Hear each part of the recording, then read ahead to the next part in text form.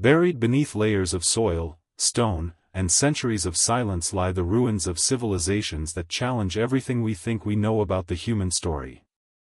When we look at the timeline of history as it is traditionally taught, we see neat lines: Mesopotamia, the cradle of civilization; Egypt with its grand pyramids; Greece and Rome laying foundations of philosophy and empire. But scratch deeper, and the neatness collapses. Scattered across the globe are sites that seem too advanced, too old, or too mysterious to fit comfortably into that narrative. These are the lost civilizations, cultures whose achievements whisper to us through fragments of stone and shattered relics, yet whose voices remain almost entirely unknown. Take Göbekli Tepe in southeastern Turkey, often called the world's first temple. It was built around 12,000 years ago, long before Stonehenge, long before the pyramids, and long before the invention of writing or the wheel. Massive T-shaped pillars, some weighing more than 10 tons, were carved and arranged in intricate circles. The stones bear carvings of animals and abstract symbols that still puzzle archaeologists. But what unsettles scholars most is not the carvings themselves, it is the date. Göbekli Tepe predates agriculture. It predates cities. Conventional wisdom says you cannot build something this monumental without farming, surplus food, and organized labor. Yet there it stands, rewriting what we thought we knew about human capability at the dawn of civilization. Who were these people? How did they mobilize so many workers without cities or rulers? And why did they eventually bury their masterpiece beneath tons of earth, as if deliberately hiding it from future eyes?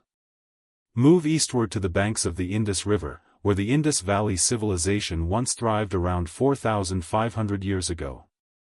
Unlike Egypt and Mesopotamia, which left behind grand monuments and extensive records, the Indus left us almost nothing but ruins. Cities like Mohenjo-Daro and Harappa display astonishing levels of urban planning, grid layouts, complex drainage systems, standardized weights, and brick sizes. They had public baths and possibly even forms of social equality, for their cities lack the palaces or grand temples that dominate other early societies. Yet their script remains undeciphered, and their story remains locked away in symbols no one can read. Why did such a sophisticated civilization vanish? Was it climate change, shifting rivers, or invasions from the north? Archaeologists debate endlessly, but the people themselves are silent. Without their words, we are left staring at empty streets, wondering what daily life felt like in one of the world's earliest great cities. Further west, across the ocean, we encounter the Olmecs of ancient Mesoamerica. Emerging around 3,000 years ago, they are often called the mother culture of later civilizations like the Maya and Aztec. Yet the Olmecs remain enigmatic. Their colossal stone heads, carved from single blocks of basalt, stand as mute guardians of a world we barely understand. Some of these heads weigh over 40 tons, and their facial features, flat noses, full lips, helmet-like headgear, have inspired endless speculation. Were they portraits of rulers, warriors, or ball players? We do not know. The Olmecs also left behind symbols that some believe represent an early form of writing, but no one has yet cracked the code. And then, just as suddenly as they rose, they faded away, leaving only scattered remnants for archaeologists to puzzle over. These are not isolated cases. Across the globe, forgotten cultures rise from the earth like ghosts: the mysterious Jaman people of Japan, crafting elaborate pottery 14,000 years ago; the Nok culture of West Africa, leaving behind terracotta sculptures whose artistic sophistication seems to come from nowhere; the builders of Cahokia in North America, raising giant earthen mounds larger than the Great Pyramid's base, only to vanish before Europeans arrived. Each case is a reminder that human history is far messier, and far older, than the textbooks suggest. What makes these civilizations especially compelling is not only what they accomplished, but what they force us to confront about ourselves. When we picture the past, we often see a straight line of progress: primitive humans evolving into farmers, then city builders, then inventors of writing, then modern nations. But these ruins tell a different story. They reveal complexity before supposed simplicity, innovation without the foundations we thought necessary, brilliance that does not align with our timelines. They show us that progress is not a line, it is a maze, full of dead ends, sudden leaps, and forgotten paths. Consider the contrast. In our minds, the Ice Age hunter-gatherer is a figure of simplicity, surviving day by day, armed with little more than stone tools and fire. Yet at the very end of the Ice Age, someone somewhere carved and hauled gigantic stones into a ceremonial complex at Göbekli Tepe, as though driven by beliefs, rituals, or social forces we cannot begin to reconstruct. Meanwhile, in the same era, much of humanity was still struggling simply to survive against the elements. The coexistence of advanced cultural expression and basic subsistence challenges the very categories historians have used for centuries. The emotional weight of these mysteries comes from what is missing. Every artifact is a fragment, but without context it is like reading a single torn page from a book without knowing the story. A shard of pottery tells us nothing about the myths once told by firelight. A toppled statue cannot speak of the rulers who commanded obedience. The bones of the dead hint at lives lived, but never at what those lives felt like. We long for voices, for stories, for words to bridge the silence, yet all we find are puzzles. And so, theories multiply. Some researchers argue that environmental collapse, droughts, or shifting rivers destroyed these cultures. Others point to trade disruptions, disease, or conflict. More imaginative voices suggest ancient cataclysms or forgotten technologies. The truth may be more mundane, or more extraordinary, than we can currently conceive. But what matters most is that we are reminded of how fragile civilizations are. For every Rome or Egypt we celebrate, how many Indus valleys or Olmecs have been swallowed by time? How many others lie still undiscovered beneath jungles, deserts, or ocean floors? The ground beneath our feet hides more than soil and stone. It hides lost stories, achievements, and failures that remind us how incomplete our picture of the past truly is. Every spade of earth turned by an archaeologist is a reminder that history is not finished. It is still being written, still being uncovered, still challenging our assumptions. And when we stand before the silent ruins of these civilizations, we are left with a chilling realization: humanity has forgotten more than it remembers. And what remains hidden may yet change everything we think we know. Buried beneath layers of soil, stone, and centuries of silence lie the ruins of civilizations that challenge everything we think we know about the human story. When we look at the timeline of history as it is traditionally taught, we see neat lines: Mesopotamia, the cradle of civilization, Egypt with its grand pyramids, Greece and Rome laying foundations of philosophy and empire. But scratch deeper, and the neatness collapses.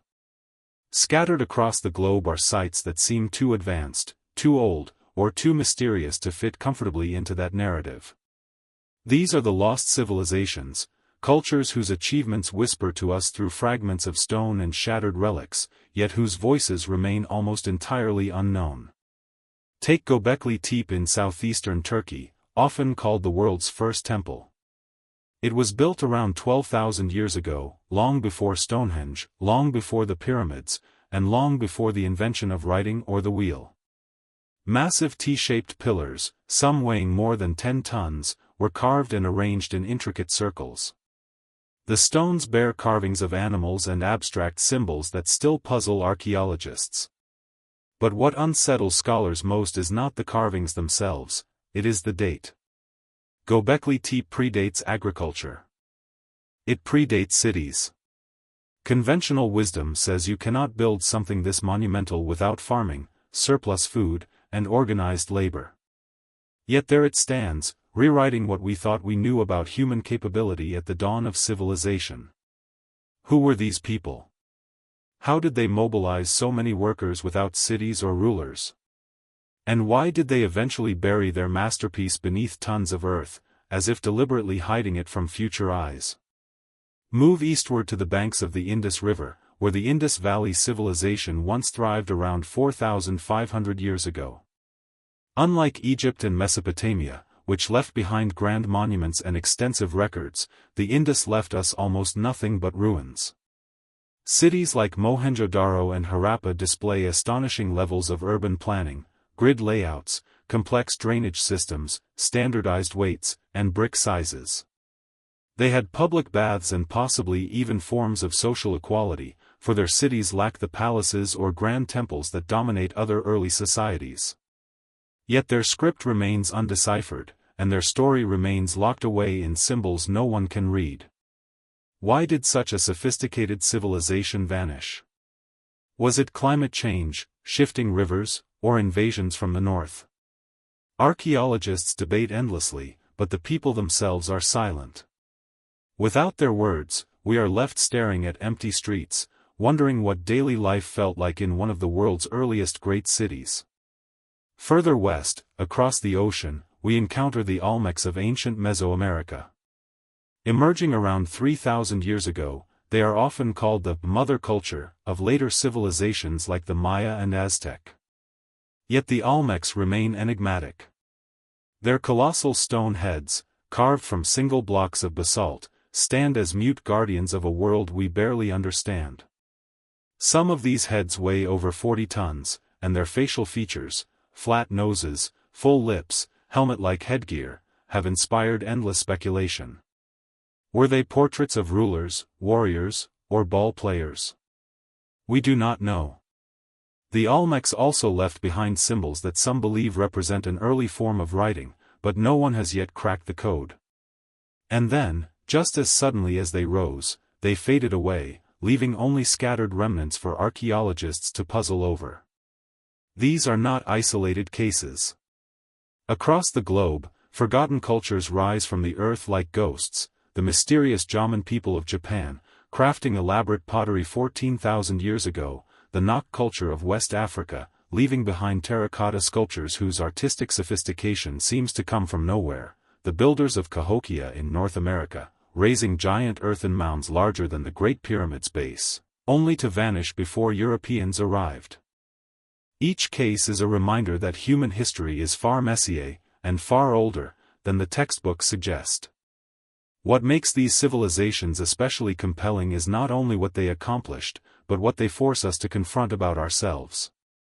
When we picture the past, we often see a straight line of progress, primitive humans evolving into farmers, then city builders, then inventors of writing, then modern nations.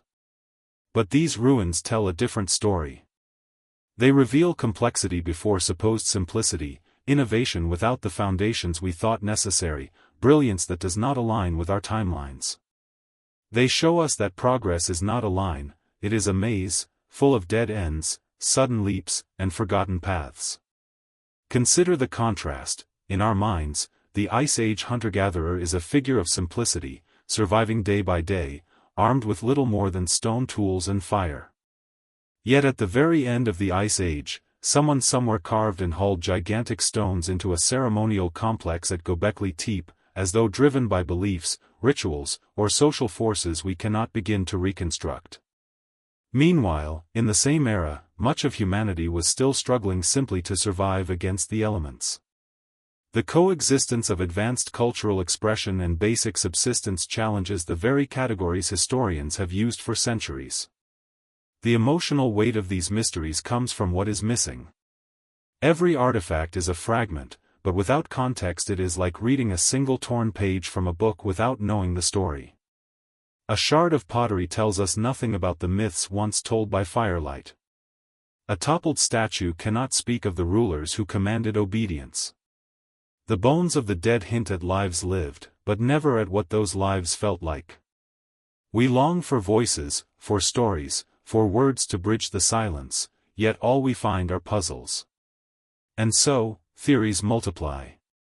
Some researchers argue that environmental collapse, droughts, or shifting rivers destroyed these cultures. Others point to trade disruptions, disease, or conflict. More imaginative voices suggest ancient cataclysms or forgotten technologies. The truth may be more mundane, or more extraordinary, than we can currently conceive. But what matters most is that we are reminded of how fragile civilizations are. For every Rome or Egypt we celebrate, how many Indus valleys or Olmecs have been swallowed by time? How many others lie still undiscovered beneath jungles, deserts, or ocean floors? The ground beneath our feet hides more than soil and stone. It hides lost stories, achievements, and failures that remind us how incomplete our picture of the past truly is. Every spade of earth turned by an archaeologist is a reminder that history is not finished. It is still being written, still being uncovered, still challenging our assumptions. And when we stand before the silent ruins of these civilizations, we are left with a chilling realization: humanity has forgotten more than it remembers. And what remains hidden may yet change everything we think we know. When we imagine the ancient world, we often think of crude tools, flickering torches, and a constant struggle against nature.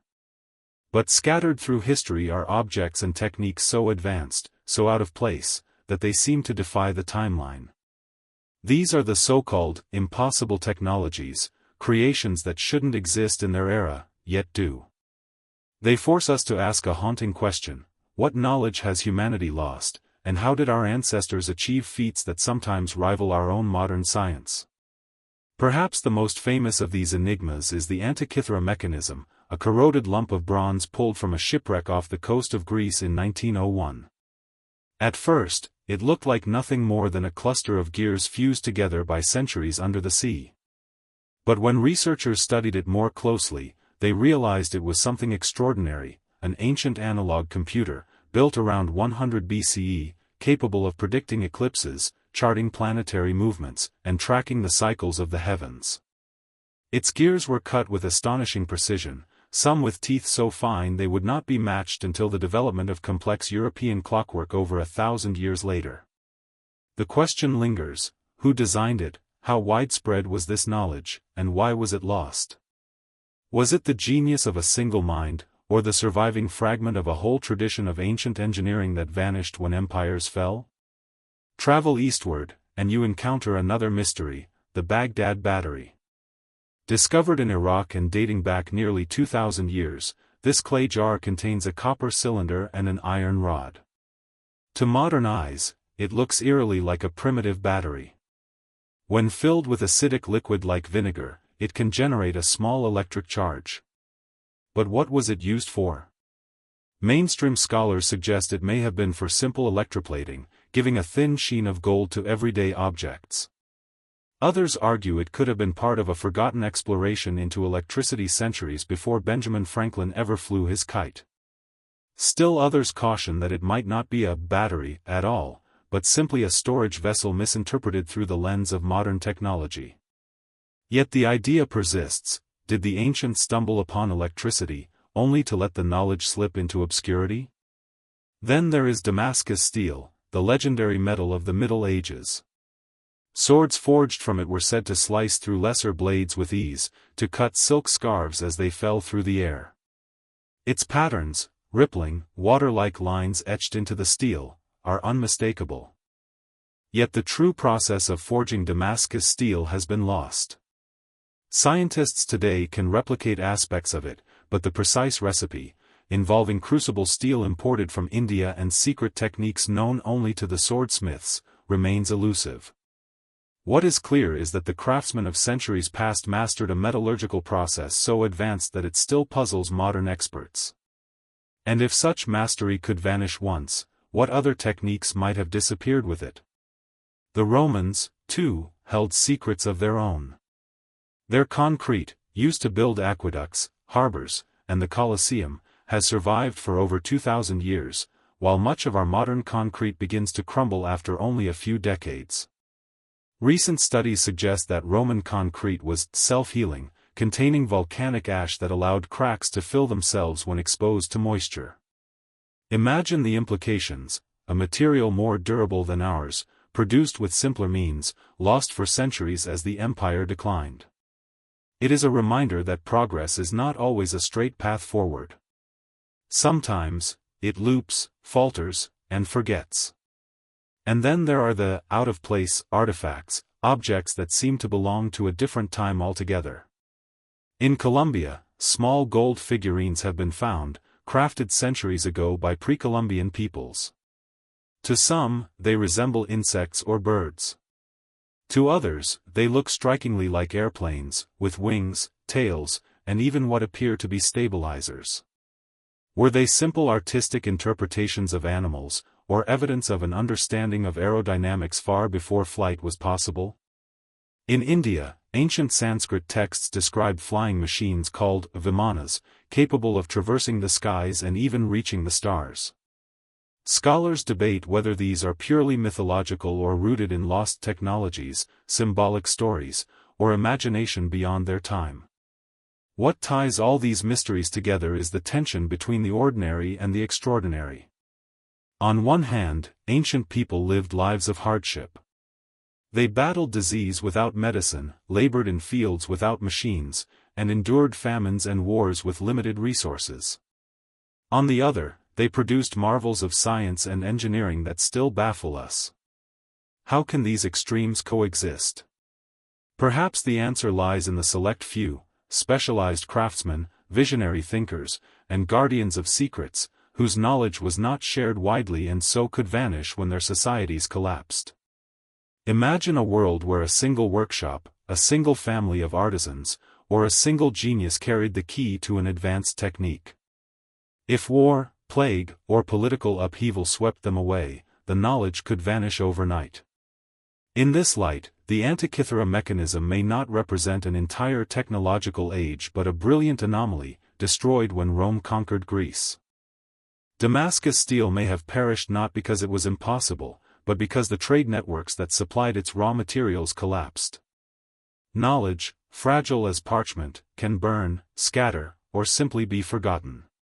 Yet these lost technologies also serve as a mirror for us today. We pride ourselves on progress, on the steady march of science. But the ruins and relics whisper a warning, that progress is not inevitable. What has been discovered can also be lost. What has been mastered can be forgotten. And sometimes, the true marvel is not that the ancients achieved so much, but that so little has survived for us to understand.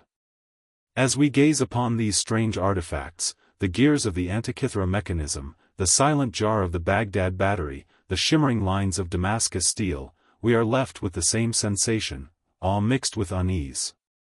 They are reminders of human brilliance and of human fragility, of how much we once knew, and how much we may never know again. In the end, they are not just technologies that should not exist. They are echoes of forgotten chapters in the story of humanity, chapters we can only glimpse through fragments, and whose secrets may forever remain just out of reach. History leaves behind ruins, bones, and artifacts. But sometimes, it leaves behind nothing at all, just silence where a civilization, an army, or a colony once stood. These vanishings unsettle us because they go against the natural rhythm of history. Empires rise, flourish, and fall, but usually they leave behind scars we can trace. Yet there are moments when entire groups seem to evaporate into thin air, leaving only questions in their wake. These disappearances that defy logic remind us how fragile human existence is, and how easily the past can slip into shadows we cannot penetrate. Consider the Maya, one of the most sophisticated civilizations of the ancient world. For centuries they built vast cities across Central America, complete with pyramids, observatories, and hieroglyphic texts carved into stone. They developed mathematics that included the concept of zero, and their astronomical knowledge rivaled that of much later civilizations. At their peak, millions of people lived under Maya rule. Yet by the 9th century, many of their great urban centers had been abandoned. Jungle swallowed stone temples, leaving behind eerie ruins like Tikal and Copan. What happened? Theories abound. Some scholars argue that environmental collapse played a role. Drought stretching decades could have decimated crops and destabilized society. Others suggest constant warfare between city-states drained their strength. Still others point to internal rebellion against elites who demanded too much in tribute. Perhaps it was a combination of all these factors. But the truth is, no single explanation satisfies the mystery. How could such a vast, interconnected civilization unravel so quickly? The Maya did not vanish entirely, millions of their descendants live on today, but the sudden abandonment of their monumental cities remains one of history's great enigmas. Across the ocean, on the edge of the New World, another disappearance has puzzled generations, the lost colony of Roanoke. In 1587, more than 100 settlers established a community on Roanoke Island, off the coast of what is now North Carolina. They were the first attempt by the English to create a permanent foothold in America. 3 years later, a supply ship returned to find the colony deserted. The houses were dismantled, no bodies were found, and the only clue was a single word carved into a tree, Croton. What did it mean? Some historians believe the settlers integrated with local tribes, intermarrying and leaving their English roots behind. Others suggest they were wiped out by hostile forces, or starved during a harsh winter. The mystery deepens because no definitive archaeological evidence has ever been discovered. The lost colony remains suspended between history and legend, a ghost settlement whose fate continues to stir debate more than 4 centuries later. But vanishings are not always civilian. Sometimes entire armies seem to dissolve into the sands of time. One of the most haunting examples comes from ancient Rome. The 9th Legion, a formidable unit of the Roman army, simply disappears from the record in the 2nd century. Stationed in Britain, they had a reputation for toughness and discipline. And then, silence. Some say they were annihilated by northern tribes during a disastrous campaign. Others argue they were redeployed elsewhere and destroyed in obscurity. The truth is unknown.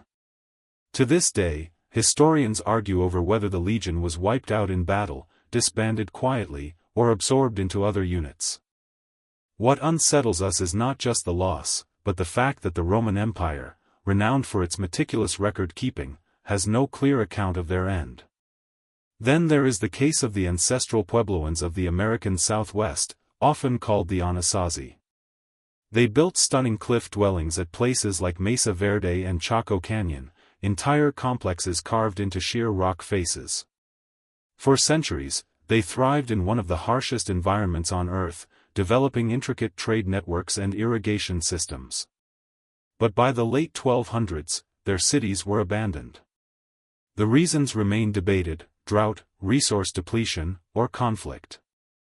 Archaeological evidence suggests signs of violence, even cannibalism in some cases, hinting at desperation in the face of collapse. Yet no single theory fully explains why such a resilient culture would vanish from its homes. Disappearances also touch the realm of exploration and adventure. The story of the Franklin expedition, though more modern, fits the same pattern of haunting absence. In 1845, Sir John Franklin led 2 ships, HMS Erebus and HMS Terror, to chart the Northwest Passage through the Arctic. The expedition vanished into the ice. For years, search parties found only fragments, abandoned camps, frozen bodies, cryptic notes. The ships themselves were lost until rediscovered in the 21st century. The men likely succumbed to cold, starvation, disease, and perhaps even lead poisoning from their tinned food. Yet the mystery endures because of the sheer scale of the loss, over 100 men swallowed by the ice, their final moments hidden in silence. What unites these stories is the unsettling absence of closure. In the case of the Maya, the ruins stand as silent testimony, but the reasons for abandonment remain elusive. Roanoke offers no ruins at all, just a single carved word, a final whisper across centuries. The 9th Legion leaves behind a hole in Roman history, a blank space where there should be records. The Puebloans leave behind homes still clinging to cliffs, as if the people left only yesterday. Each disappearance challenges us with the same question: how can entire communities dissolve, leaving so little behind? Part of the allure lies in the human desire for certainty. We crave neat answers: this happened, then that. But history often refuses to cooperate. It leaves gaps, erases clues, and mocks our attempts to reconstruct the past. These vanishings reveal the fragility of memory, the vulnerability of even great civilizations, and the ease with which lives can slip beyond recovery. And they also hint at a deeper truth: history is not just what we know, but what we do not know. The missing pieces are as important as the ones we can place. For every empire that left behind chronicles and monuments, there are others who left behind silence.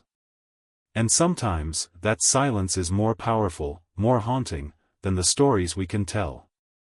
In the end, these disappearances are less about what is gone and more about what they awaken in us. They awaken curiosity, unease, and even fear. Because if the Maya could abandon their great cities, if the settlers of Roanoke could vanish without a trace, if a Roman legion could slip into oblivion, then what might happen to us? One day, perhaps, the ruins of our own world will stand in silence, and future generations will ask the same questions we ask now: where did they go, and why did they leave? Stones do not speak, and yet they hold secrets. For thousands of years, humans have carved their beliefs, triumphs, and fears into rock. Some of these creations are straightforward: temples, tombs, monuments. But others defy explanation, standing as riddles etched in granite and sandstone. When we look upon them, we are staring into the minds of people who lived centuries or millennia ago, people whose voices are lost but whose mysteries endure. These stones whisper questions that echo across time, challenging our certainty and humbling our understanding of history. Consider Stonehenge, rising from the misty plains of Salisbury in England. Its massive stones, some weighing over 25 tons, were dragged across great distances more than 4,000 years ago. But why? Was it a temple to the sun? A burial ground? A kind of ancient calendar aligned with the solstices? The stones seem to track the movements of the heavens, yet their precise purpose eludes us. Archaeologists debate endlessly, but every new theory only adds to the enigma. What is undeniable is the sheer will it must have taken to construct it: ordinary people hauling impossibly heavy stones, aligning them with cosmic precision, creating something that still stirs awe long after its makers are gone. On the other side of the world, another enigma rises from the desert: the Great Sphinx of Giza. This colossal statue, half lion and half man, has guarded the pyramids for more than 4,000 years. Its face is eroded, its nose famously broken, but its mystery remains intact. Who built it, and why? Some say it was carved during the reign of Pharaoh Khafre, its face meant to represent his eternal power. Others suggest it is far older, pointing to weather patterns on the stone that hint at erosion from rainfall, which would place its origins thousands of years before Egypt's Old Kingdom. If true, that would rewrite everything we know about early civilization. The Sphinx stands as both guardian and question mark, daring us to unlock its riddle. Then there is Easter Island, a remote volcanic outpost in the Pacific Ocean, dotted with nearly 900 massive stone statues known as moai.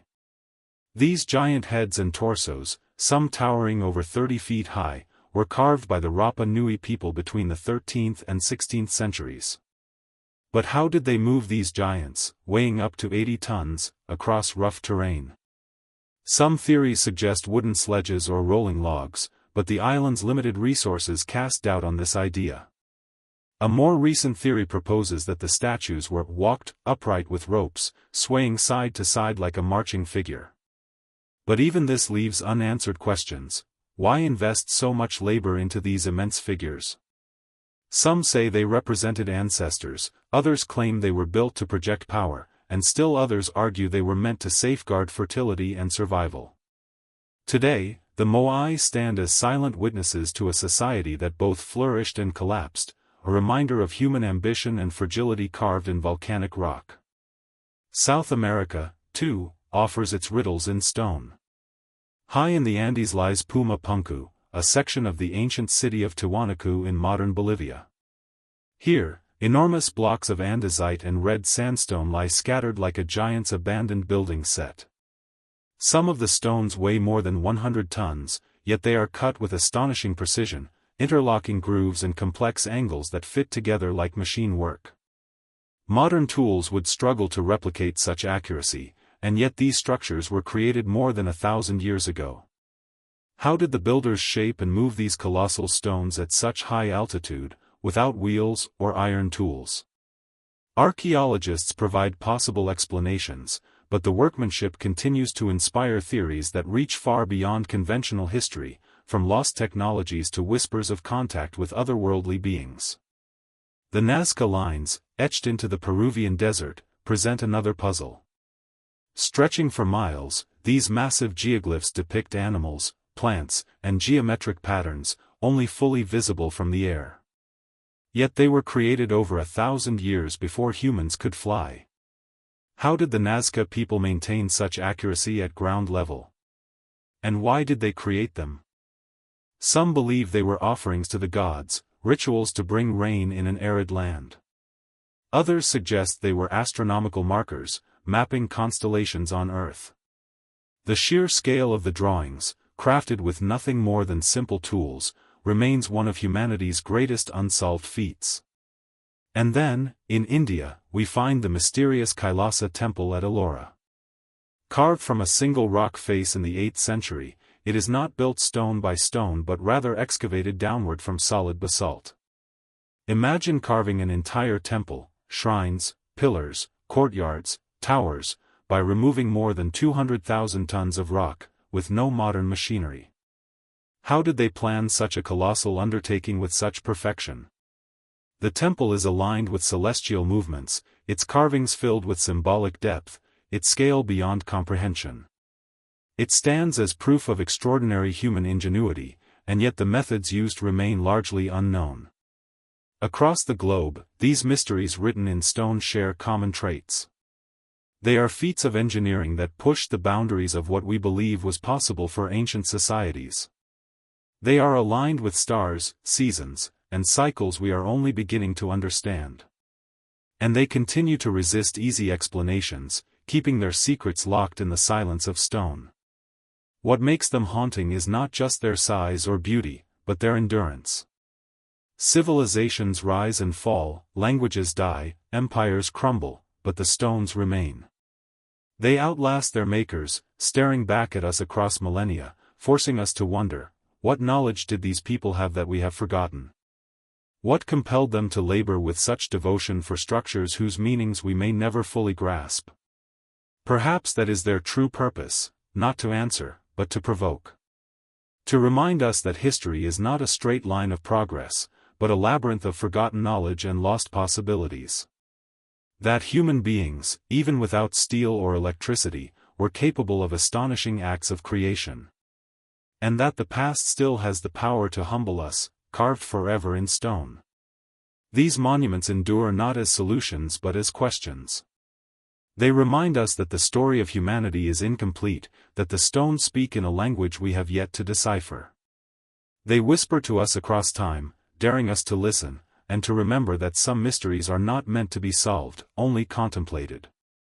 The story of the plague is a story of shadows, of death creeping silently across towns, villages, and cities, leaving behind fear, despair, and mysteries that remain unsolved even today. When we think of the plague, the image that comes to mind is often the Black Death of the 14th century, that catastrophic wave of disease that claimed tens of millions of lives in Europe alone. But the plague is much older, far more elusive, and far more terrifying than a single historical episode. It is a reminder that invisible forces can topple civilizations as surely as war, famine, or empire. And though centuries have passed, its shadow has never truly left us. In the mid-1300s, the Black Death swept across Europe with astonishing speed. Carried, most historians believe, by fleas living on black rats that thrived in ships, granaries, and markets, the plague first struck the port cities of the Mediterranean before rippling across the continent. Entire towns were silenced. Families vanished within days. Priests refused to administer last rites, doctors fled from their patients, and neighbors sealed their doors, hoping in vain to escape the unseen terror. Within just a few years, nearly half of Europe's population was gone. The plague did not discriminate, rich and poor, noble and peasant, urban and rural alike fell victim. The speed, the cruelty, and the sheer scale of the deaths left scars that reshaped societies for generations. And yet, for all the devastation, mysteries linger. What exactly caused the Black Death? Was it truly the bacterium Yersinia pestis, carried by fleas and rats? Recent studies suggest it may have been more complex. Some researchers propose that the rapid spread points to an airborne version of the disease, a form of pneumonic plague that could leap from person to person. Others argue it may have been multiple diseases striking at once. The debate continues, because the symptoms described in medieval chronicles, boils, fevers, blackened skin, delirium, do not always perfectly match what we know of Yersinia pestis today. The shadows of the plague remain partly unlit, even by modern science.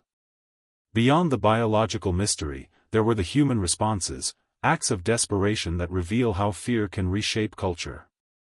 During the worst outbreaks, groups of so-called flagellants roamed from town to town, whipping themselves bloody in public rituals of penance. They believed that the plague was God's punishment, and that only through suffering could humanity atone. Crowds gathered to watch them, sometimes joining in, sometimes horrified. Their processions often ended in violence, as fear turned outward, scapegoating communities already marginalized. Thousands of Jews across Europe were accused of poisoning wells and deliberately spreading disease. Entire communities were massacred, burned alive, or driven into exile, their fates sealed not by the plague itself but by the hysteria it unleashed. The disease not only killed bodies, it poisoned the social fabric of medieval Europe.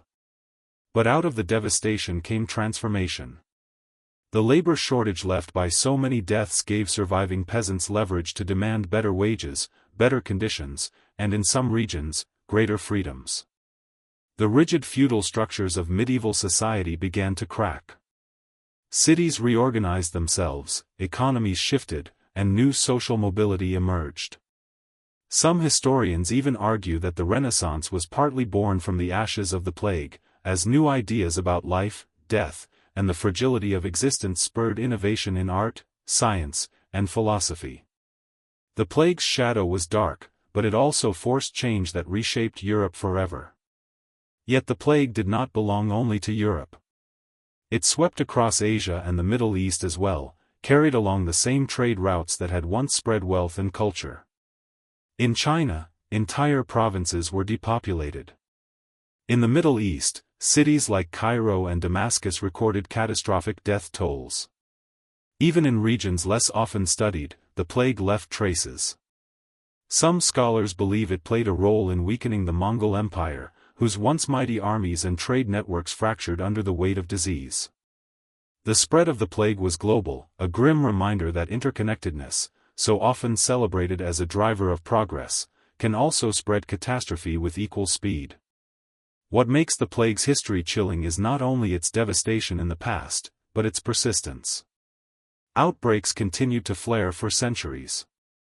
London suffered waves of plague in the 16th and 17th centuries, culminating in the Great Plague of 1665, which claimed nearly a quarter of the city's population.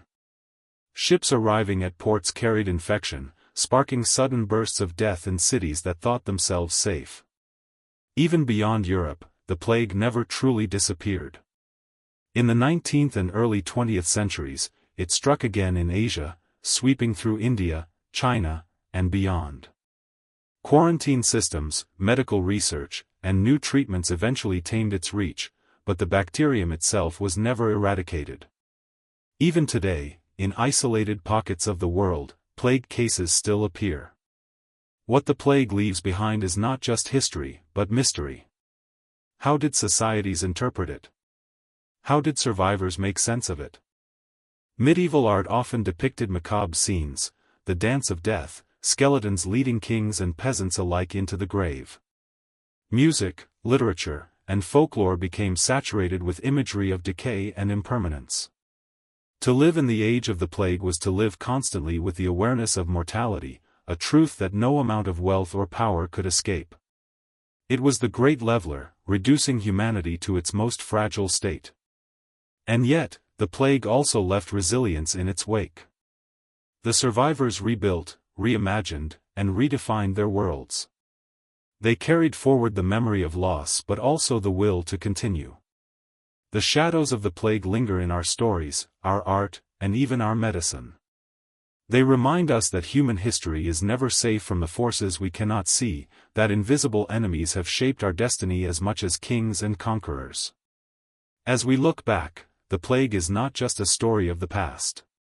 It is a warning that disease can still humble us, that the world's interconnectedness can spread terror as quickly as trade, and that even the most advanced societies are not invulnerable. The shadows it left behind are not confined to medieval Europe, they stretch into our present, whispering caution, reminding us that the line between progress and collapse can be as thin as a breath. Beneath the soil we walk on, beneath modern cities and quiet countrysides, lie the buried traces of worlds that once thrived and vanished. Entire civilizations, once vibrant, full of language, art, and ritual, have been swallowed by time, leaving behind only faint outlines beneath the earth. These are not just ruins, they are ghosts of societies that remind us how fragile human achievement can be. They whisper to us from beneath our feet, urging us to uncover their stories, even as many remain shrouded in mystery. One of the most haunting examples lies beneath the jungles of Central America, the lost cities of the Maya. For centuries, their temples and pyramids stood hidden, swallowed by vines and trees, their great plazas reduced to mounds of earth. When Spanish explorers stumbled across them, they could hardly believe such grand architecture could exist in lands they assumed were primitive. Even now, archaeologists are only beginning to map the full extent of the Maya world. Using laser technology called LiDAR, researchers have revealed sprawling cities, causeways, and fortifications stretching across the jungle, suggesting a level of complexity rivaling ancient Egypt or Mesopotamia. Yet questions linger. Why did such an advanced civilization, with its calendars, writing, and astronomy, collapse so suddenly around the 9th century? Some point to droughts, others to warfare, and still others to societal breakdown. The truth may be a mixture of all three, but the mystery remains: how could a civilization so advanced vanish so completely, leaving only stone and silence behind? Far across the ocean, beneath the sands of the Middle East, lies another enigma, the city of Ubar, sometimes called the Atlantis of the desert. For centuries, it was known only from ancient texts and legends, described as a great trading hub for frankincense, a city of immense wealth that mysteriously disappeared. Many dismissed it as myth, until satellite imaging in the late 20th century revealed ancient caravan routes leading to a site in Oman. Excavations uncovered ruins of a once thriving settlement, its towers collapsed into the sand. Was Ubar destroyed by an earthquake? Was it swallowed by the desert after its water sources failed? The story of its disappearance lingers as a warning, how even the greatest cities can be erased when nature shifts against them. In Turkey, the mysterious underground city of Derinkuyu tells another story of lost worlds. Beneath the modern town lies a sprawling labyrinth, descending more than 200 feet into the earth, with tunnels, chambers, stables, churches, and even ventilation shafts. It could shelter tens of thousands of people. But who built it, and why? Some suggest early Christians used it as a refuge from Roman persecution. Others believe it predates Christianity entirely, created by earlier civilizations facing waves of invasion. Whoever built it, the sheer engineering skill is staggering. Imagine carving an entire city beneath the ground, in darkness, stone by stone. Even today, much of its purpose remains speculative. Was it only for refuge, or did it have deeper religious or cultural significance? Beneath the feet of ordinary people lies a lost world, a reminder of how much we still don't know. And then there is Çatalhöyük, one of the earliest known urban centers, buried beneath the plains of Turkey.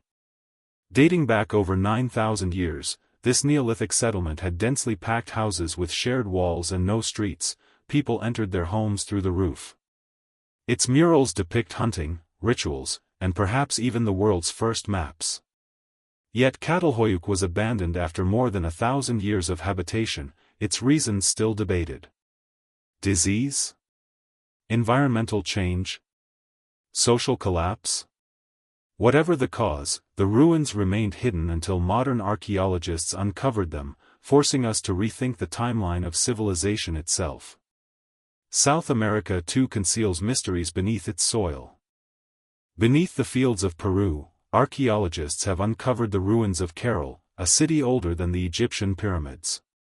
Caral was a center of trade, music, and ceremony, its pyramids built long before most of the world had discovered writing or metallurgy. And yet, for reasons still unclear, it vanished, leaving behind only mounds of earth that farmers mistook for natural hills. The discovery of Caral rewrote history, showing that complex urban life existed in the Americas thousands of years earlier than once believed. But it also raises an unsettling question: how many other civilizations remain hidden, unrecognized, beneath layers of soil, waiting to be rediscovered? Sometimes, these lost civilizations leave behind nothing but traces, whispers in the landscape. In the Amazon rainforest, scientists are uncovering evidence of vast earthworks, road systems, and settlements once thought impossible in such an environment. For centuries, explorers dismissed the idea of large Amazonian civilizations, believing the soil too poor and the environment too hostile. But new findings suggest otherwise, that millions may once have lived there, building societies that were wiped out long before Europeans arrived, their traces swallowed by the jungle. It forces us to reconsider our assumptions about what the untouched wilderness really was. And of course, there is the most famous lost city of all, Atlantis. First described by Plato as a great island civilization that sank beneath the sea, it has captured imaginations for over 2 millennia. Was it a metaphor, a cautionary tale about hubris and collapse? Or was it based on a real place, perhaps the Minoan civilization on Crete, devastated by a volcanic eruption?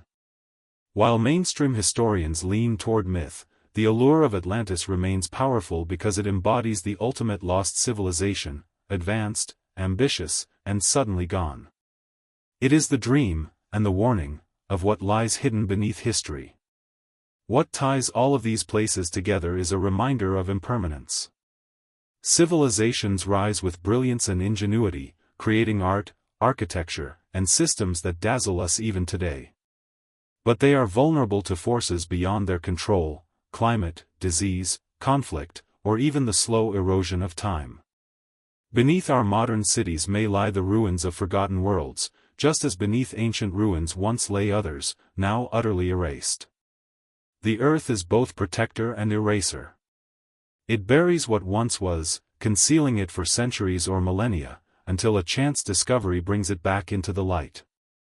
Every spade of an archaeologist's shovel is a conversation with the past, an attempt to hear the voices of those who lived and loved, worked and dreamed, in civilizations we may never fully understand. The lost civilizations beneath our feet remind us that history is not a straight, unbroken story, but a mosaic full of missing pieces. We are not the first to imagine ourselves permanent. We are not the first to build, to believe, to think our way of life unshakable. And just as those worlds vanished, so too could ours. Beneath the ground, the ghosts of forgotten societies whisper a timeless truth: nothing built by human hands lasts forever. History is not only about what has been remembered. It is also about what has been hidden, deliberately erased, locked away, or suppressed. Some knowledge was considered too dangerous for ordinary people, threatening the power of kings, priests, or governments. Some truths were silenced because they did not fit the official story, challenging the narratives that rulers wanted to preserve. And some mysteries remain buried not because they were lost, but because they were forbidden. To trace them is to follow shadows, stories whispered at the edges of history, fragments of wisdom that once existed in the light but were dragged into darkness. Consider the legendary Library of Alexandria, once said to be the greatest collection of human knowledge ever assembled. Located in Egypt and founded under the rule of Ptolemy II, it may have contained hundreds of thousands of scrolls from across the known world, texts of science, philosophy, history, and literature from Greece, India, Mesopotamia, and beyond. Some even claim it held lost works from civilizations we barely remember. Yet the library vanished in fire and conquest, its destruction blamed variously on Julius Caesar, Christian zealots, or Muslim armies. The truth is muddled, but what remains clear is this: humanity lost a treasure trove of knowledge that might have advanced our science and understanding by centuries. Was electricity discovered in ancient times? Did lost maps chart lands long before Columbus? Did forgotten medical texts contain cures we are only now rediscovering? We cannot know. The library's silence is as loud as its absence. But suppression of knowledge was not always the work of flames. Sometimes, it was deliberate censorship. In medieval Europe, the church controlled access to learning. Books were chained in monasteries, locked away from common people. Ideas deemed heretical were banned, their authors persecuted or executed. The works of Galileo, who dared suggest the earth revolved around the sun, were placed on the index of forbidden books. For centuries, authorities tried to silence ideas that threatened their worldview. Even when printing presses spread knowledge to the masses, censorship persisted, with entire books burned in public squares, their ashes a symbol of authorities' fear of free thought. Elsewhere, in distant civilizations, forbidden knowledge took different forms. In China, the first emperor Qin Shi Huang ordered the burning of books and the burying alive of scholars who resisted his ideology. His regime sought to erase rival philosophies, to unify thought under a single authority. For generations, Chinese intellectual traditions were shaped by this act of erasure. We can only wonder what ideas, poems, or inventions were lost forever beneath the soil of censorship. Sometimes, the suppression was less direct, knowledge buried under taboo. In ancient cultures, certain rituals, scientific practices, or medicinal knowledge were confined to priests or elites, hidden from ordinary people. The secrets of mummification in Egypt, for instance, were carefully guarded, known only to specialized priests who considered the process sacred. The use of hallucinogenic plants in shamanic traditions was often cloaked in secrecy, passed orally, never written. To outsiders, this knowledge was invisible. To insiders, it was too powerful to share. Yet suppressed knowledge often survives in fragments, whispers in myth, hints in legend. Take, for example, the mysterious Voynich manuscript, a book written in an unknown language with bizarre illustrations of plants that do not exist, astronomical charts, and strange symbols. For centuries, cryptographers and scholars have tried to decipher it, but its meaning remains elusive. Was it a hoax, a code, or the record of a knowledge system that has since vanished? If it holds secrets, they are secrets the modern world has yet to unlock. The suppression of truth is not only ancient, it continues into modern times. Governments have hidden discoveries that challenge official narratives. Archaeological finds that do not fit accepted timelines are sometimes dismissed, ignored, or left unpublished. Conspiracies abound, stories of hidden chambers beneath the Sphinx, of unexplained artifacts found in layers of earth far older than our history books allow, of technologies hinted at in ancient texts. While many claims drift into speculation, the very possibility that truths have been suppressed fuels fascination. After all, power has always had an interest in controlling the past, because to control the past is to shape the present. There are also the cultural truths that were silenced. Colonization often destroyed indigenous knowledge systems, labeling them as superstition or paganism. Languages were erased, oral traditions extinguished, herbal medicines dismissed. Yet within these traditions lay centuries of wisdom about ecosystems, healing, and survival. Some of that knowledge is now being rediscovered, but much of it was lost, not by accident but by deliberate erasure. The suppression of indigenous knowledge was an act of domination, a way to sever people from their past. Forbidden knowledge is compelling because it represents possibility, the possibility that the world once knew things we no longer know. It suggests that history is not a straight road of progress but a patchwork, full of forgotten peaks of discovery and valleys of suppression. What if technologies were discovered, then buried in flames or silence? What if maps once charted lands across the Atlantic, centuries before Columbus, but were locked away as state secrets? What if cures for diseases lay hidden in texts long lost to censorship? Every missing piece of knowledge is a door to an alternate past that might have changed the future.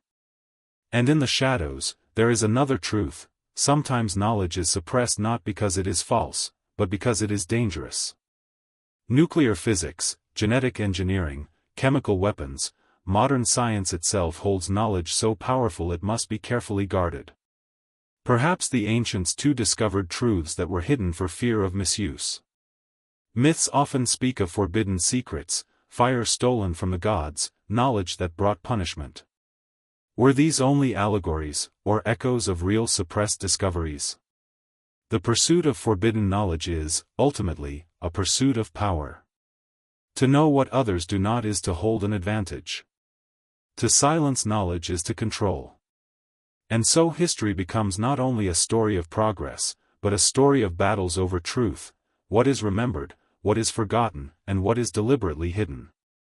The shadows of forbidden knowledge linger all around us.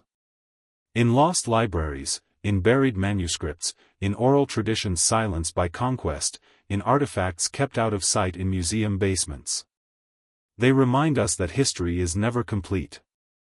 For every page in the book of the past, there are others that were torn out, burned, or locked away. And perhaps that is the greatest mystery of all: not what we know, but what we were never allowed to know. When we study history, we often hear about kings, wars, and monuments, the grand events and towering figures. But behind every empire were ordinary people living ordinary lives: farmers, traders, mothers, children, soldiers, artisans. Their stories are rarely written in chronicles, yet they are the heartbeat of the past. To truly understand history, we must imagine the everyday: the smells of the marketplace, the sweat of the fields, the warmth of a hearth at night. These forgotten rhythms of daily life are just as vital as battles and palaces, for they reveal how humans truly lived, loved, and survived. Picture an ancient Mesopotamian city some 4,000 years ago. Streets narrow and dusty, homes built of mud brick, rooftops flat where families gathered to escape the heat of the day. Merchants cried out their wares in bustling bazaars: grain, cloth, fish from the rivers, beads made from faraway lands. Children ran barefoot through alleys, their laughter mixing with the lowing of cattle and the bleating of goats. Inside homes, women ground grain on stone slabs, kneaded dough, and baked bread in clay ovens. Meals were simple: lentils, barley, dates, and if fortune allowed, a bit of meat. This was the texture of daily existence, lived not by kings but by countless unnamed citizens. In ancient Egypt, life also revolved around the rhythm of labor and rest. Farmers timed their work by the flooding of the Nile. When the river rose, fields became fertile, ready for planting. Men toiled under the sun, their backs bent as they sowed seeds by hand. Women managed households, wove linen, brewed beer, and raised children. Children themselves were not idle: they learned trades, fetched water, tended animals. But life was not only toil. Egyptians found joy in music, dance, and games. Archaeological discoveries show children played with dolls, carved from wood or clay, while adults enjoyed board games like Senet. At festivals, the air filled with laughter, song, and ritual. Everyday life was a balance of work, worship, and simple pleasures. Travel east to ancient China during the Han Dynasty. Here, family was the center of existence. Multi-generational households worked together: sons farming, daughters weaving, elders guiding traditions. Meals revolved around rice, millet, or wheat, depending on region, with vegetables and fish providing sustenance.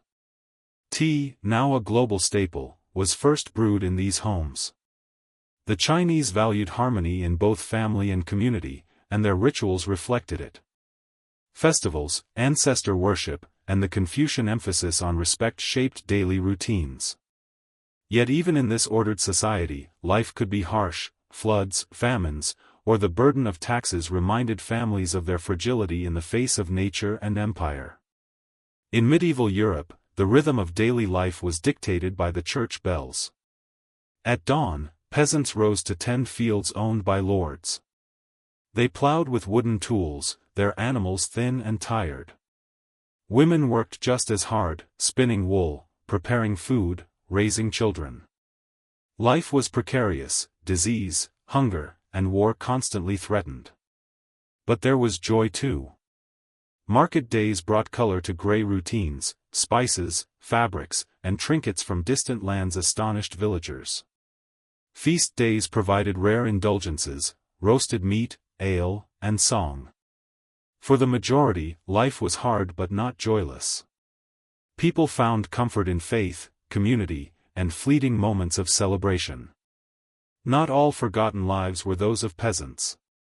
In bustling cities of the Islamic Golden Age, Baghdad, Cordoba, Cairo, ordinary life flourished alongside intellectual brilliance. The streets were filled with scholars and traders, artisans and cooks. Coffee houses buzzed with conversation, while markets offered silk, perfumes, and rare spices. Families gathered in courtyards shaded by fig trees, children reciting poetry or learning calligraphy. Daily life here was a mixture of modesty and sophistication, rooted in tradition but open to the world. The contributions of these ordinary households, teaching, crafting, preserving culture, are the silent foundation upon which the Golden Age rested. Life in forgotten times was not only about work and food, it was about love, rituals, and relationships. Marriage customs varied across cultures, in some, arranged by families, in others, chosen by the couple themselves. Courtship often carried secrecy and risk, but also tenderness. Rituals marked the stages of life: birth celebrations, initiation rites, funerals. These events bound communities together, ensuring continuity even when individuals passed away. What about leisure? We sometimes imagine ancient lives as endless toil, but people always found ways to enjoy themselves. Roman citizens flocked to baths not just to wash, but to socialize, gossip, and relax. In the evening, families reclined on couches to share meals, accompanied by music and storytelling. In African kingdoms, drumming, dancing, and oral traditions enlivened evenings, passing history from one generation to the next. Indigenous peoples across the Americas played ball games, celebrated seasonal festivals, and held communal feasts. Entertainment was not a luxury of elites alone, it was a human necessity, present in every culture. Even the smallest details of daily life can speak volumes about forgotten times. The tools used to cook, the clothing woven by hand, the charms worn for protection, these objects reveal what people valued and feared. A simple comb carved from bone might tell us of personal care. A child's clay toy reminds us of innocence across the ages. Graffiti on Roman walls records jokes and complaints as familiar as our own social media posts.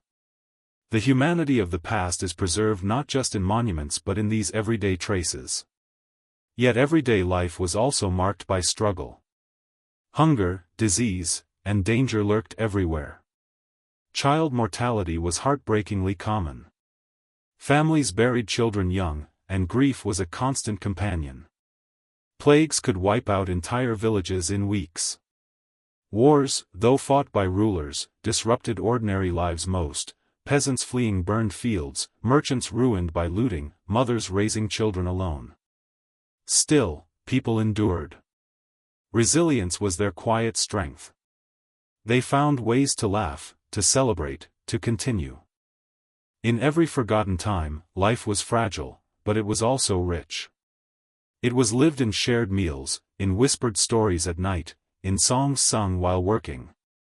It was built not on the triumphs of rulers but on the persistence of ordinary people. Without them, there would be no history, only empty palaces and forgotten kings. Their lives, though rarely recorded, are written in the soil, in fragments of pottery, in the silent ruins of homes where families once dreamed. And perhaps the most powerful truth is this: though centuries divide us, their daily lives were not so different from ours. They worked to feed families, they loved, they feared, they celebrated. Their joys and sorrows echo in our own. By remembering the everyday, we remember the humanity at the heart of history. Throughout history, some civilizations thrived brilliantly, leaving behind magnificent monuments, thriving trade routes, and dazzling cultures, only to suddenly disappear, swallowed by time. Their ruins whisper of lost knowledge, their absence stirs endless speculation. How could great societies collapse so utterly? Why do entire worlds vanish without explanation? In this section, we journey through the shadows of forgotten civilizations, cultures erased by disaster, war, or mystery, seeking clues in ruins, legends, and fragments left behind. One of the most haunting examples lies in the jungles of Central America, the Maya. At their height, they built sprawling cities of stone, pyramids rising above the canopy, observatories aligned with the stars. They developed a written language, a complex calendar, and mathematics that included the concept of zero. Yet by the 9th century, many of their great cities lay abandoned. Archaeologists have debated the reasons for centuries: drought, warfare, famine, overpopulation, or perhaps internal revolt. The truth may be a mixture of all. What makes the Maya collapse so striking is that it happened gradually, city by city, as if the very lifeblood of their civilization drained away. Their descendants survive today, carrying their traditions forward, but the grandeur of their cities remains a ghost of what once was. Cross the oceans to the Indus Valley, one of the world's earliest urban civilizations. Flourishing around 2500 BCE, the cities of Harappa and Mohenjo-daro astonish even modern eyes. Their streets followed precise grids, their homes had indoor plumbing, their sewers were advanced beyond contemporary societies. Yet around 1900 BCE, this civilization declined. Was it due to climate change, the drying of rivers, or invasions? The script of the Indus people remains undeciphered, leaving their story half-hidden. To walk among the ruins of Mohenjo-daro is to feel the weight of silence, a city once alive with thousands now nothing but dust and brick. Far to the Pacific lie the mysteries of Easter Island, or Rapa Nui. Famous for its colossal stone heads, the moai, carved and hauled across the island, this remote civilization achieved remarkable feats of engineering and organization. Yet by the time Europeans arrived in the 18th century, the society was diminished, its forests stripped bare, its population reduced. Some believe ecological collapse, driven by overuse of resources, doomed them. Others point to civil conflict or the devastating impact of European diseases and slavery. Today, the moai stand like mournful sentinels, guardians of a lost world, reminding us of human ambition and human fragility. Another lost civilization rests beneath the sands of North Africa, the once mighty city of Carthage. Founded by Phoenician traders, Carthage grew into a Mediterranean superpower, rivaling Rome itself. Its merchants commanded vast wealth, its navy ruled the seas, and its generals, like Hannibal, struck fear into Rome. But in 146 BCE, Carthage was obliterated by the Romans. The city was burned, its people enslaved, its memory cursed. Though rebuilt later, its original civilization was gone forever, deliberately erased. This was not collapse by nature, but by human rivalry and destruction, a reminder that some worlds vanish not through mystery but through conquest. In the American Southwest, the ancestral Puebloans, also known as the Anasazi, constructed breathtaking cliff dwellings at Mesa Verde and Chaco Canyon. Their stone structures, perched high on cliffs, speak of a society that mastered its environment. Yet by the 13th century, these settlements were abandoned. Drought, resource depletion, and conflict are suspected causes. Today, their descendants among modern Pueblo peoples preserve their heritage, but the silence of the canyons echoes with questions. What fears, what struggles, compelled entire communities to leave behind homes carved into stone? Some lost civilizations remain even more enigmatic. Take the case of the Olmec, often called the mother culture of Mesoamerica. They left behind colossal stone heads with haunting features, but little else. Who were they? What did they believe? Why did their culture fade? The mystery deepens when we realize that the Olmec influenced later cultures, yet their own identity seems obscured by time. Similarly, the ancient kingdom of Nabatea, which built the stunning rock-carved city of Petra, thrived for centuries in the deserts of Jordan. Masters of water engineering, they transformed arid landscapes into thriving centers of trade. Yet Petra too was eventually abandoned, left to the sands until rediscovered centuries later. Legends also speak of civilizations that may or may not have existed, tantalizing us with myth. Atlantis, described by Plato, is the most famous. A utopian island, advanced and powerful, swallowed by the sea in a single night. Was it allegory, or a memory of a real place destroyed by disaster? Similar myths exist in cultures around the world, of sunken lands, vanished kingdoms, and lost peoples. Whether real or symbolic, these stories capture humanity's deepest fear, that all greatness is temporary, that even the mightiest civilizations can vanish without a trace. What connects these lost worlds is a sense of impermanence. Civilizations rise through ingenuity, cooperation, and ambition. They build wonders, trade across oceans, and dominate landscapes. Yet forces beyond their control, climate shifts, disease, invasion, internal decay, can unravel them. In many cases, their fall seems sudden, but often it was a slow unraveling, unnoticed until it was too late. For us today, these vanished civilizations are not just curiosities, they are warnings. They remind us that societies are fragile, that progress can be undone, that survival depends on balance with nature and resilience in the face of change. The Maya overfarmed their land, Rapa Nui cut down too many trees, Carthage fell to human hatred. Each story carries a lesson. And yet, in their ruins, there is also beauty. The moss-covered stones of abandoned temples, the silent plazas of ancient cities, the haunting statues on remote islands, they are monuments not just to failure, but to human creativity and endurance. Though the civilizations vanished, their legacies endure in language, art, and descendants who carry fragments of their culture forward.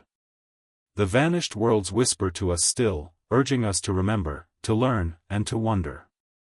For if history has taught us anything, it is that nothing is eternal, except perhaps the human desire to leave a mark, to build something that outlives us.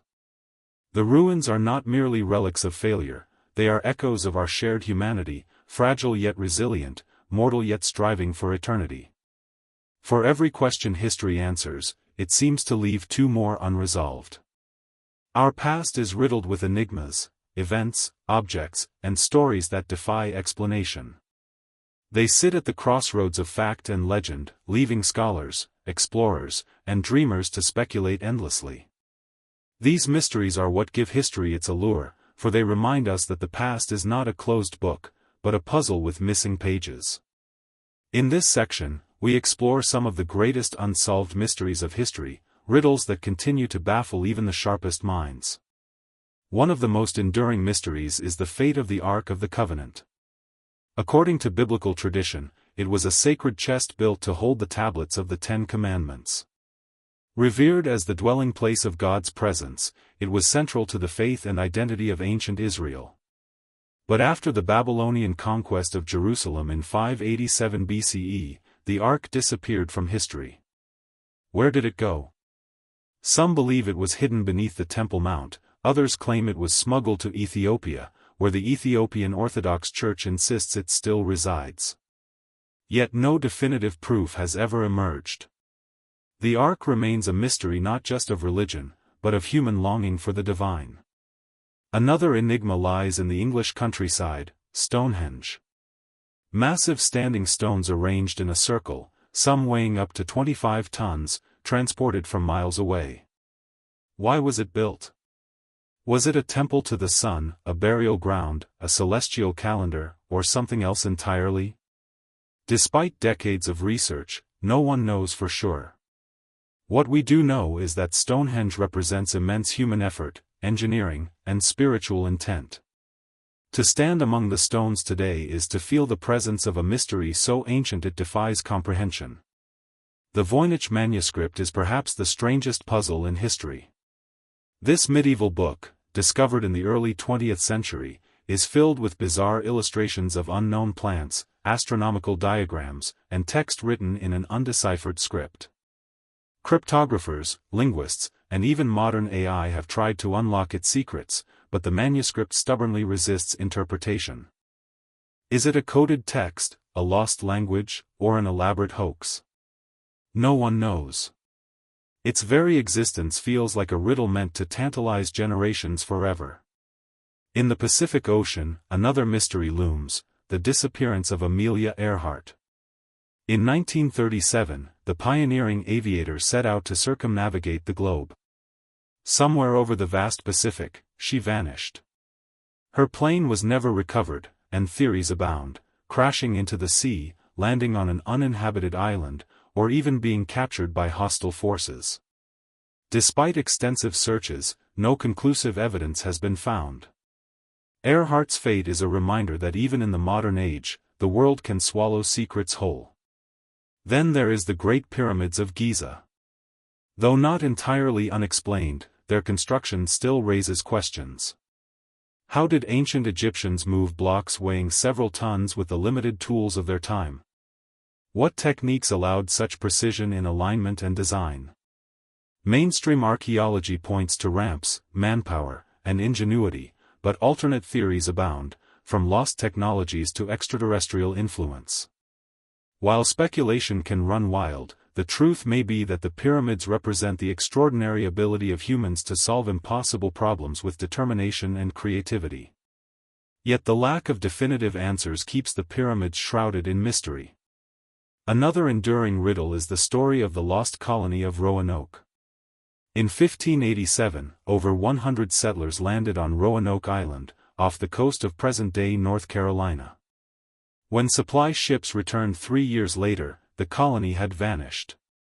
Houses were dismantled, no bodies were found, and the only clue was the word "Croton" carved into a tree. Were the colonists absorbed into local tribes, killed, or did they attempt to relocate and perish? No clear evidence has ever surfaced. Roanoke remains one of the most haunting mysteries of the New World. The Antikythera mechanism, discovered in a shipwreck off the Greek island of Antikythera, adds another puzzle. Dated to around 200 BCE, it is an intricate device of gears and dials, capable of predicting eclipses and tracking planetary movements. Some call it the world's first computer. But who built it, and how did such advanced technology emerge centuries before similar mechanisms reappeared in Europe? The Antikythera mechanism challenges our assumptions about ancient knowledge, hinting at lost chapters of technological history. From Greece, we move to South America, where the Nazca lines stretch across the desert floor of Peru. Enormous geoglyphs depict animals, plants, and geometric shapes, visible only from above. Why did the Nazca people carve these lines? Were they religious offerings to the gods, astronomical calendars, or something else? The sheer scale and precision remain breathtaking, and while most scholars lean toward ritual explanations, the mystery of the line's true purpose lingers. Other puzzles are quieter, but no less haunting. The Shroud of Turin, a linen cloth bearing the faint image of a man, is claimed by some to be the burial shroud of Jesus. Carbon dating suggests a medieval origin, but debates rage on about authenticity. The Baghdad Battery, a clay jar with metal components, raises questions of whether ancient peoples had knowledge of electricity. The statues of Göbekli Tepe, carved over 11,000 years ago, challenge our timelines of when organized religion and monumental architecture began. What unites these mysteries is not necessarily that they lack answers, but that their answers may be forever out of reach. They invite speculation, inspire wonder, and remind us of our limits. The human mind craves certainty, but history often refuses to give it. Instead, it leaves us with questions, provocative, unsettling, thrilling. Perhaps that is the greatest gift of these mysteries. They keep history alive in our imaginations.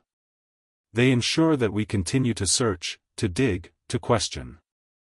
They make the past not a static record, but an ever-unfolding story. As long as Stonehenge stands, as long as the Voynich manuscript remains unread, as long as Amelia Earhart's plane is missing, we are compelled to keep looking backward, searching for the truths that elude us. The unsolved mysteries of history are not failures of knowledge, they are its frontier. They are the spaces where curiosity thrives, where imagination stretches, where wonder refuses to die. And maybe, in the end, the mystery is the point.